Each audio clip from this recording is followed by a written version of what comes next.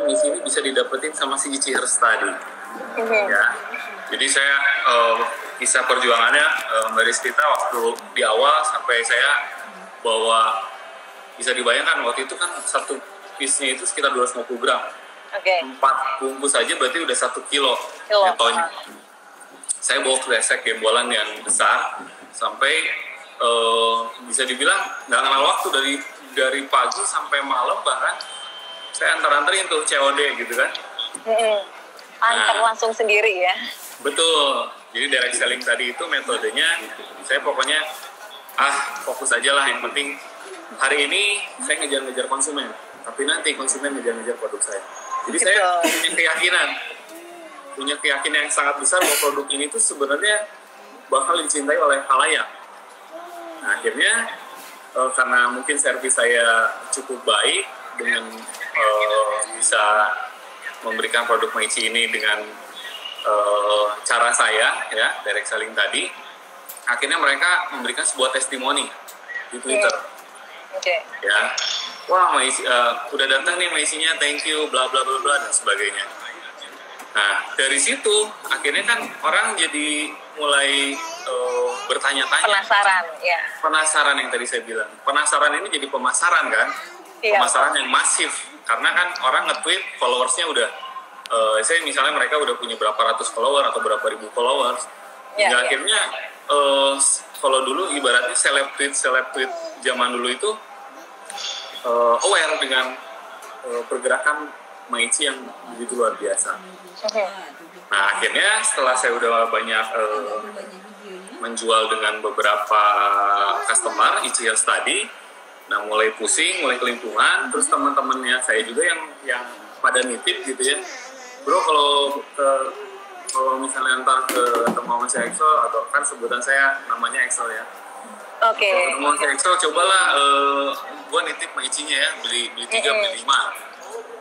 Nah, akhirnya teman-teman saya ini pada kelimpungan juga, banyak yang ketitipan, ya, akhirnya bingung kan, jadi banyak gitu. Tapi ya seru aja, mereka karena ada kepuasan tersendiri gitu kalau orang yang udah nyobain Maichi pada saat itu. Nah, saya bilang, bro, dibanding lu bingung juga kelimpungan seperti ini, lu mau nggak dapetin profit, lu nggak dapetin penghasilan tambahan. Nah, di situ saya menawarkan mereka untuk jadi reseller.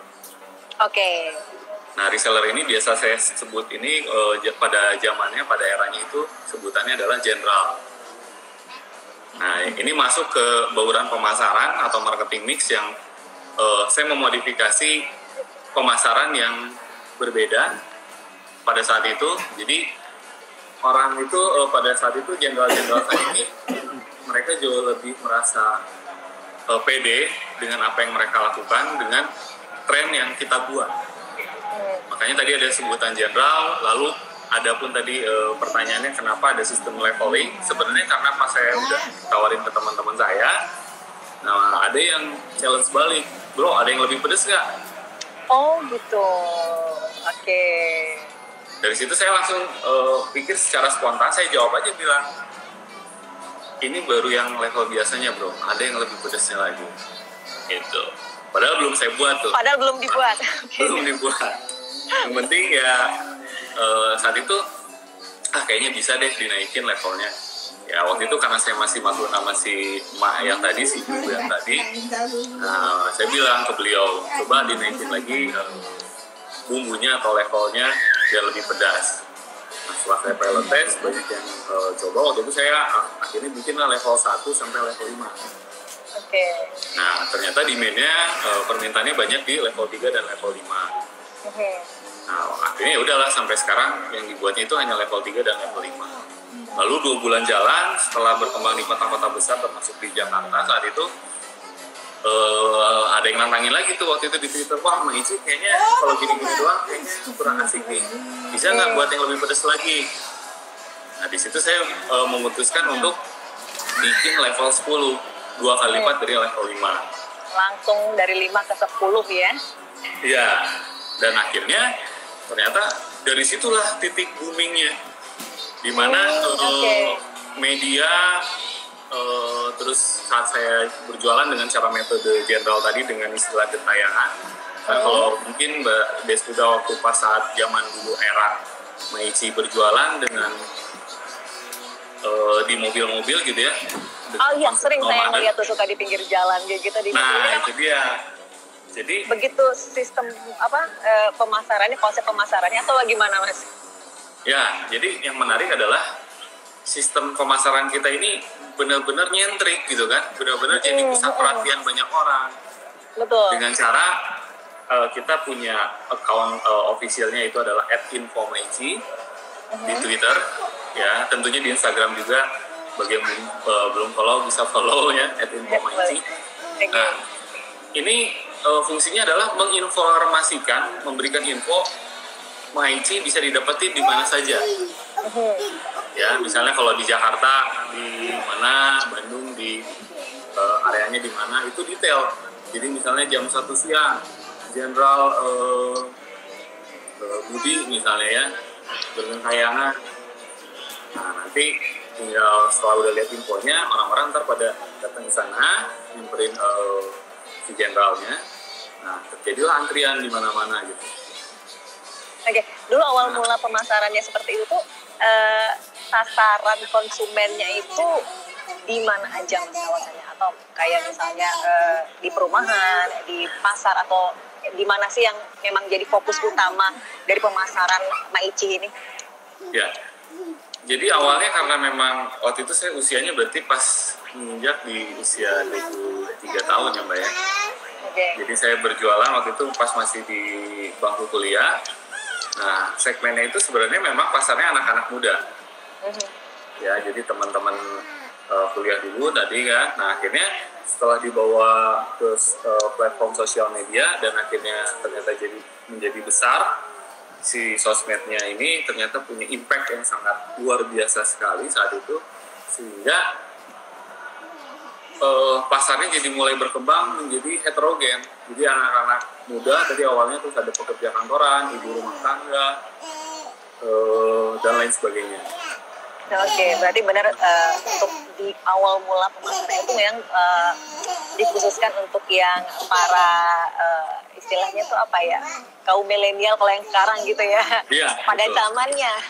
Betul. Gitu, kemudian baru semakin berkembang. Itu dari awal Mas Reza bikin sendiri itu benar-benar sendiri mengerjakannya atau ada partner Mas Reza? Ya, jadi yang saya lakukan waktu pas pertama kali dari ide, dari konsep brand, pemasaran, hingga akhirnya bisa dinikmati oleh halayak, itu benar-benar pure saya sendiri, Mbak. Wow, Ya, keren. jadi memang ya saya independen untuk bisa benar-benar menciptakan, meng-create sesuatu yang sebelumnya memang belum ada saat itu. Karena kalau misalnya mengingat ke zaman dulu lagi, tadi saya sebut bahwa keripik pedas sudah ada, keripik singkong juga sebenarnya sudah ada, tapi yang mengemas sedemikian rupa hingga akhirnya brandnya punya value yang cukup baik, sebenarnya momentumnya pas. Jadi di mana kesempatan sosial media saat itu eranya Twitter lagi booming, dan saya punya kesiapan untuk menyambut momen tersebut dengan mengkolaborasikan antara offline dan online. Jadi offline-nya saya jualan dengan cara direct selling, dengan cara saya, sehingga saya meyakini seolah-olah Maichi ini adalah sebuah produk yang sangat berharga. Tapi tidak sedikit saat itu beberapa orang-orang yang melihat memandang sebelah mata, ya kan? Jadi pas saat saya jualan banyak juga yang nyinyir, ya kan? Wah, nggak keren amat bisnisnya jualan keripik, gitu kan? Iya. Atau misalnya kok recehan, bisnisnya recehan, ya terus dan sebagainya lah. Pokoknya hal-hal itu nggak membuat saya terganggu gitu ya. Saya tetap fokus sama target saya terhadap mimpi saya di depan. Jadi waktu saat saya punya jenderal yang begitu banyak, sebutannya waktu itu NKRI, ya, negara. Itu berapa tahun Mas dari independen benar-benar sendiri ngerjain dari nol sampai dengan akhirnya punya jenderal yang banyak itu Mas Reza berapa lama? Sebenarnya kurang lebih kurun waktu 1 tahun kita udah punya pencapaian yang sangat luar biasa. Jadi di 1 tahun pertama ini tadi awal direct selling 6 bulan, akhirnya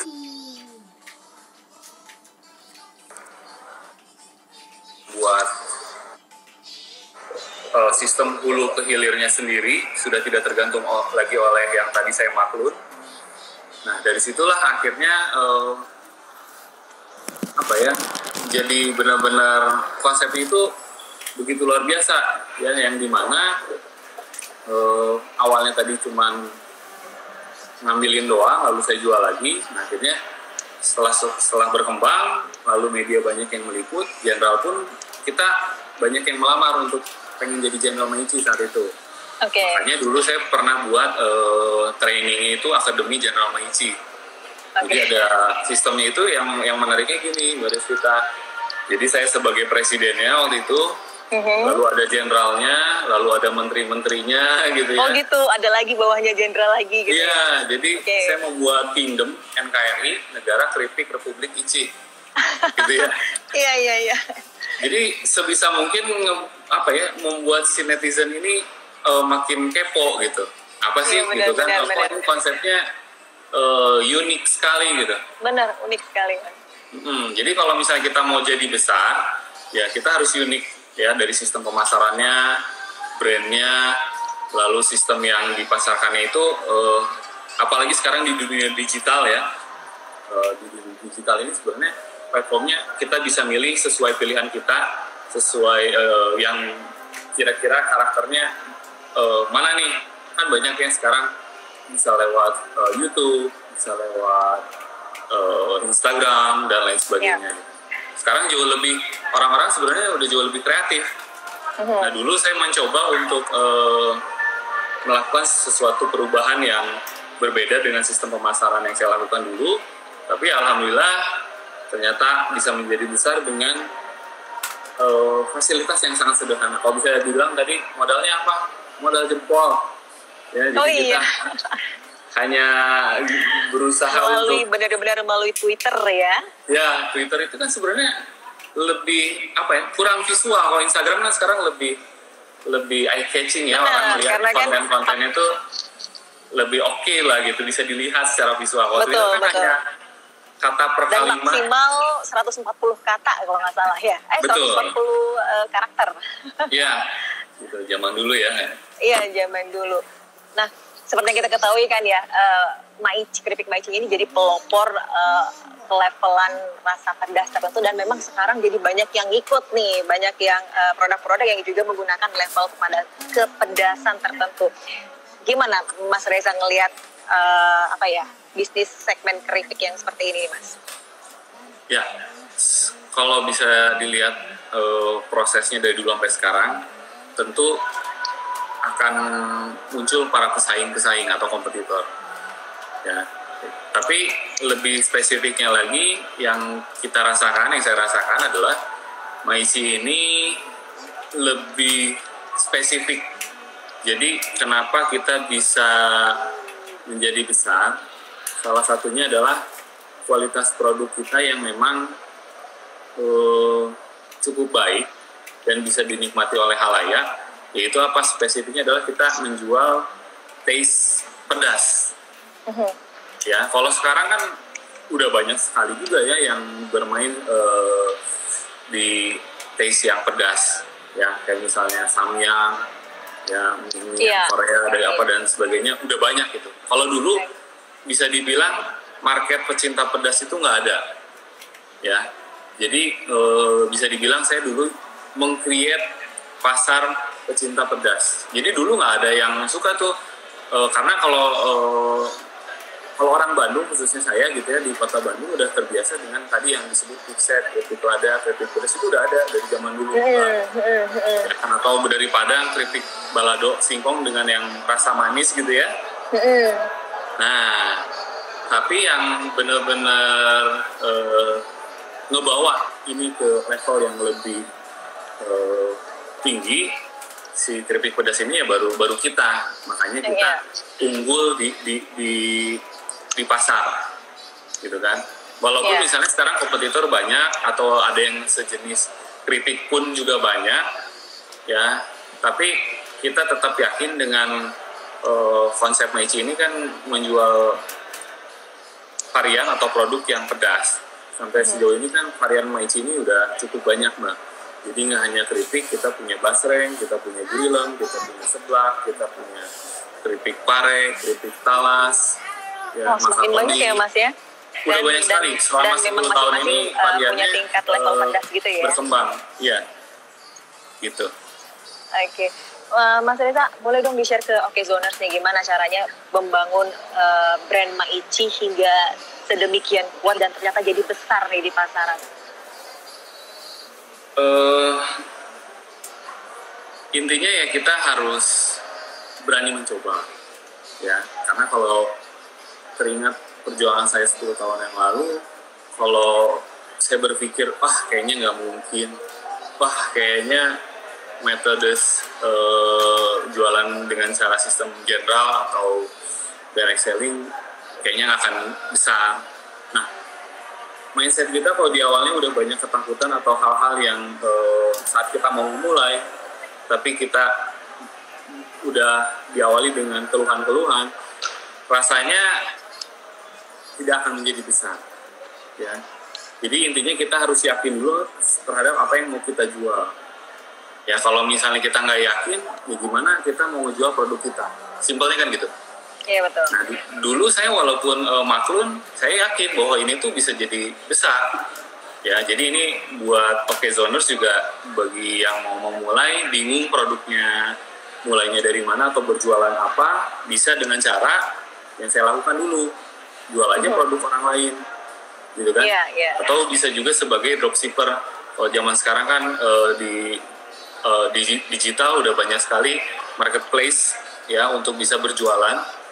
Nah salah satunya bisa juga dengan menjual produk Maici yang sekarang, tapi mungkin kalau misalnya masuknya ke marketplace lebih kreatif lah, misalnya foto produknya semenarik mungkin gitu kan, dan perbanyak testimoni dan sebagainya gitu. Oke, wow, ini keren sekali. Mungkin Okezoners bisa mengikuti ya jejak dari Mas Reza. Pertama yang penting kita yakin dulu, karena kalau kita nggak yakin, mental kita nggak kuat ya, mungkin nggak bisa akan jadi besar seperti Maici seperti sekarang ini ya Mas Reza. Betul, ya. Mbak. Betul. Mas Reza, ini aku ada pertanyaan nih dari Okezoners. Yang pertama tuh ada dari Tata Sermita. Ini sebelum kita lanjut ngobrol lagi ya Mas Reza. Apakah bisa kalau kita baru buka bisnis setelah pandemi akan bisa menjadi besar? Gimana Mas Reza menurut Mas Reza? Apakah bisa di pandemik ya? Di saat pandemi, apalagi kan mungkin sekarang sudah banyak karyawan-karyawan yang di PHK menurut saya, dampak dari pandemi ini kan ya, tentunya mereka pasti akan berpikir bagaimana caranya cari penghasilan tambahan tentunya gitu ya. Menurut Mas Reza sendiri gimana? Bisa nggak sih? Ya, sebenarnya bisa atau tidaknya tergantung dengan kesiapan kita.